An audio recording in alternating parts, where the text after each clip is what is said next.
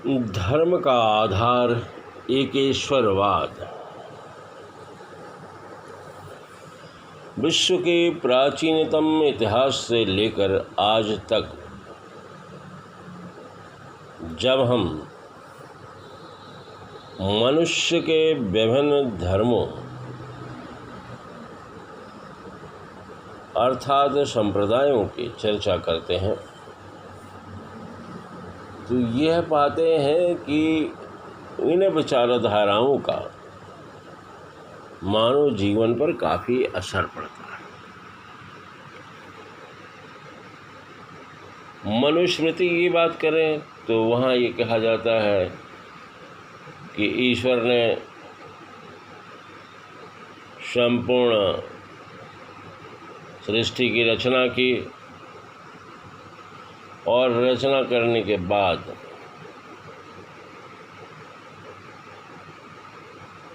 उसने द्वंद्व पैदा किया, मन अहंकार पैदा किया, माया में सबको लगा दिया। विष्णु पुराण विभिन्न अवतारों की चर्चा करते हुए कहता है कि साहब पहले तो भगवान स्वयं सृष्टि किया करते थे, परंतु उन्होंने अपने अर्धनारी स्वरूप को दो भागों में विभाजित करके स्त्री और पुरुष बनाया और प्रजनन प्रक्रिया के द्वारा विभिन्न प्रकार के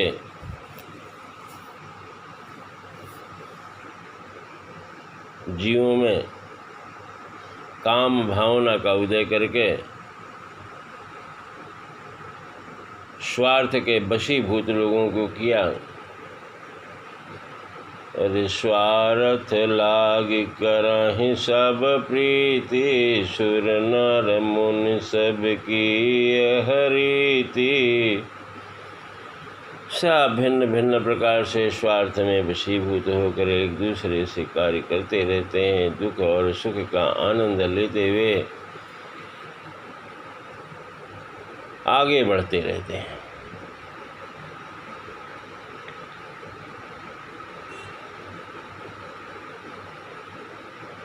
हमारे सनातन परंपरा में ईश्वर को एक मानते हुए भी ईश्वर के अवतारों की बात की गई और उसे अंशा अवतार कहा गया। और ये कहा गया कि ईश्वर अंश जीवया विनाशी। और ये भी कहा गया कि यदा यदा हि धर्मस्य ग्लानिर्भवत भारत अभ्युत्थानं धर्मस्तदात्मानं सृजाम्यहम्।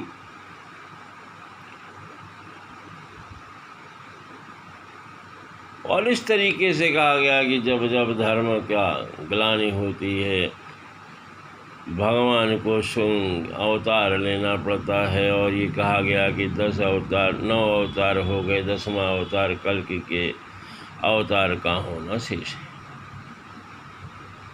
परंतु अंशा अवतार क्या है, उसी बात को यहूदी में आप देखेंगे तो हजरत इब्राहिम हो या हजरत अब्राहम हो।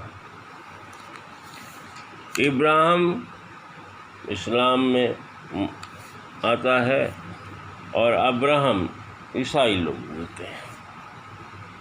मूलतः पैगंबर हजरत अब्राहम ईसा से 2000 वर्ष पूर्व पैदा हुए, उनका कार्यकाल माना जाता है। और उस समय यहूदी धर्म का उन्होंने प्रचार प्रसार किया। बाद में वो यहूदी धर्म मुस्लिम और ईसाई धर्मों में बदला, 2 भाग हो गया। 2000 वर्ष के पहले, ईसा से 2000 वर्ष पहले अर्थात आज से 4000 वर्ष पहले, 4020 वर्ष पहले का यहूदी धर्म का कोई इतिहास नहीं मिलता। इससे ये पता लगता है कहीं न कहीं कि चूँकि हमारे यहाँ बहु ईश्वरवाद की प्रथा थी, अंशावतार की भी बात होती थी, उसको कुछ लोगों ने विरोध किया। और उन्होंने, जैसे आज हम दुनिया के अगर जनसंख्या को देखें तो दुनिया में 31.51% लोग क्रिश्चियन हैं, 23.18% लोग इस्लाम धर्म को मानते हैं, 15% लोग लगभग सनातन परंपराओं से अभी भी जुड़े हुए हैं, 7% लोग बौद्ध धर्म के मानने वाले लगभग हैं, और लगभग 6.92% लोग जैन, सिख या अन्य संप्रदायों से जुड़े हुए हैं, और 14.98 लगभग 15% लोग ऐसे हैं जो अपने प्राचीन परंपराओं से, अपने आदिकालीन प्राकृतिक विचारों से, अपने आदिकालीन संस्कृतियों से जुड़े हुए हैं। तो दुनिया में भिन्न भिन्न विचारधाराओं के लोग हमेशा रहे हैं, आज भी हैं, और दुनिया में जो भी सनातन परंपराएं हैं आदिकाल से चली आ रही। हमारे उन्हीं सनातन परंपराओं में कुछ लोगों ने कहा कि भाई ईश्वर एक है, हम उसको अनेक ईश्वर क्यों माने, हम राम को भी ईश्वर क्यों माने, कृष्ण को भी ईश्वर क्यों माने, ब्रह्मा को भी हम भगवान क्यों माने, विष्णु को भी हम भगवान क्यों माने, शिव को हम भगवान क्यों माने। अरे ये ईश्वर तो एक है जो सबको पैदा करता है, और इसी एक ईश्वरवाद के नाम पर यहूदी और बाद में इस्लाम और ईसाईयत धर्म का उदय हुआ। उनका कहना है कि ईश्वर एक है, ईश्वर अनेक नहीं हो सकता, पैगंबर आते हैं, गुरु आते हैं, उसी धर्म गुरु के आधार पर ही सिख धर्म का प्रादुर्भाव हुआ, जो गुरु को मानता है वहाँ गुरु की पूजा होती है। बहुत सारे प्रदेशों में गुरु परंपराएं आज विद्यमान है, डेरा परंपराएं विद्यमान है। हरियाणा पंजाब में आज भी गुरु परंपराओं का एकदम काफ़ी भरमार है। तो ये गुरु परंपराएं, जैन धर्म भी गुरु परंपराओं पर ही आधारित है, बौद्ध भी एक ईश्वरवाद पर आधारित है। हम बौद्ध को अपना भगवान मानते हैं, लेकिन बौद्ध के लोग एक ईश्वरवाद के मानने वाले सनातन धर्मी उनको भी अपना भगवान मानते हैं, और बोलते हैं साहब वो भी विष्णु के अंशावतार थे। कहने का मतलब ये है कि संपूर्ण मानव संस्कृति ईश्वर को मानती है, लेकिन ईश्वर के अलग अलग परंपराओं के आधार पर मानती है। कोई बोलता है कि हमारे गुरु द्वारा दिया गया गुरुवाणी ही महत्वपूर्ण है, कोई बोलता है साहब हमारे ईश्वर एक हैं, और जो ईश्वर एक है तो हम अनेक को क्यों माने, हम फोटो क्यों लगाएं, हम चित्र क्यों लगाएं। इस्लाम में तो केवल लोग नमाज पढ़ते हैं, उनके मस्जिद में कोई फ़ोटो वोटो नहीं लगा होता, कोई भगवान नहीं लगे होते।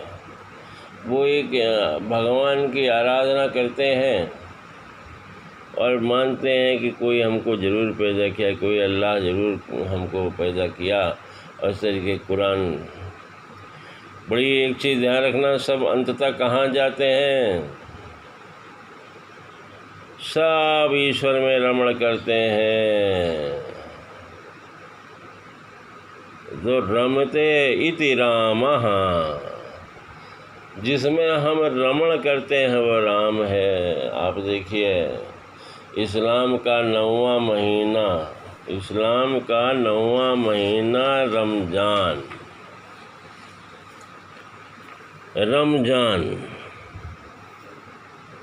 रमज़ान में क्या करना है वो इस बात पर निर्भर है रमज़ान कि भाई इसमें कुरान को पढ़ना है, कुरान को में सुनना है, अर्थात ईश्वर की बात के, पैगंबर की बातों को, अर्थात जो अच्छे बात है पैगंबर ने कह दिया, जो ईश्वर अल्लाह के आराधना के लिए बताया, कर्तव्य भाव बताया, उसे खुद पढ़ना है। अगर कोई पढ़ नहीं सकता है तो वो सुन सकता है कुरान को। 1 महीना लोग इस पवित्र कुरान का अध्ययन करते हैं, अध्यापन करते हैं, अर्थात दूसरे को सुनाते भी हैं।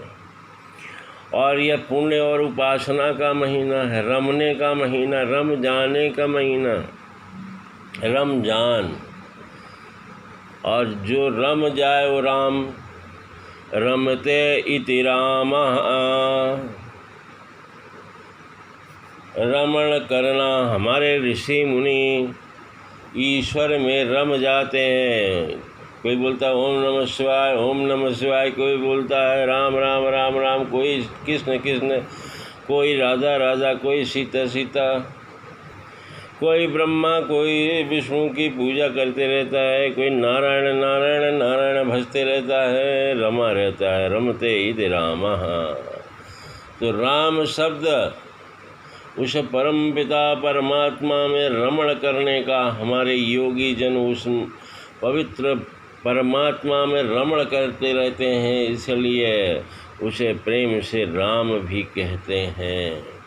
और जिसमें हम रमण करते हैं वो राम है, रमते इति रामः। रमजान में हम कुरान में ईश्वर बाद अल्लाह की आराधना में, पवित्र कार्य करने में, पवित्र कार्य सुनने में समय लगाते हैं, अर्थात हम रम जाते हैं। योदी और आप ईसा बाइबल को देखिए, बाइबल की बातों को हर कोई मानता है और उसमें हर संडे को रम जाता है। सारा काम छोड़ के लोग संडे को जाएंगे, रम जाएंगे, सारा काम छोड़ के मुस्लिम शुक्रवार को रम जाएंगे। और हम लोग तो रोज़ ही अपना भगवान, जो अलग अलग भगवान में रमते रहते हैं। कोई रविवार सूर्य भगवान में रम जाता, ओम ग्रहण सूर्याय नमः। कोई सोमवार को सोमचंद्र में सब रम जाते हैं, सोम सोमाय नमः, ओम मंगलाय नमः। मंगल की पूजा, कभी बुध की पूजा, बुध ग्रह की पूजा, गुरु की पूजा,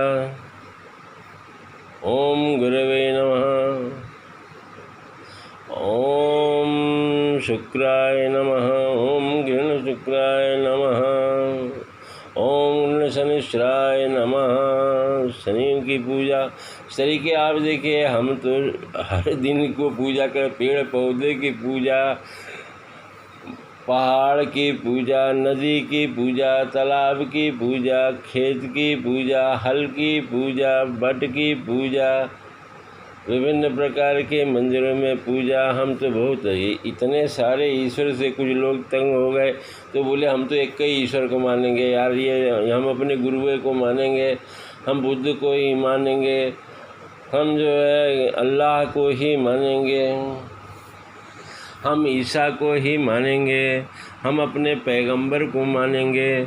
भगवान नहीं आता, पैगंबर को भेजता है, हमें ज्ञान देने भेजता है, हमें परिवर्तन करने भेजता है।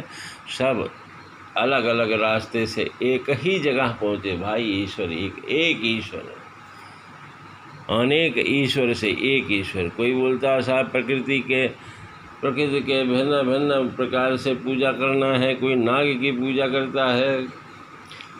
इस तरीके से भारत और विश्व में देखिए 15% ऐसे लोग जो प्रकृति और भिन्न भिन्न अपने प्राचीन परंपराओं के अनुसार पूजा पद्धतियों से जुड़े हैं।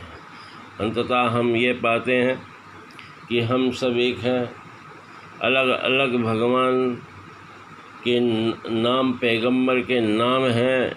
अंततः हम ये मानते हैं कि हमारी आत्मा के अलावा भी कोई एक स्थान है जहाँ से कंट्रोल हो रहा है, नियंत्रण हो रहा है, पूरे सृष्टि का नियंत्रण हो रहा है। पूरे ब्रह्मांड में कोई एक कंट्रोल बिंदु है, उसकी आराधना सभी करते हैं। हम सब एक दूसरे के हैं, हम एक दूसरे से परे नहीं हैं, केवल समझ का अंतर है और होना भी चाहिए। सब एक कैसे हो जाएंगे, एक ही समझ हो जाएगी तो आनंद कैसे आएगा। अरे आलू चना होना चाहिए, कुछ आलू होगा कुछ चना होगा तब तो चाट चटपटा होगा। अतः भगवान का आनंद लीजिए, रमते रहिए, रमते इति रामः। धन्यवाद।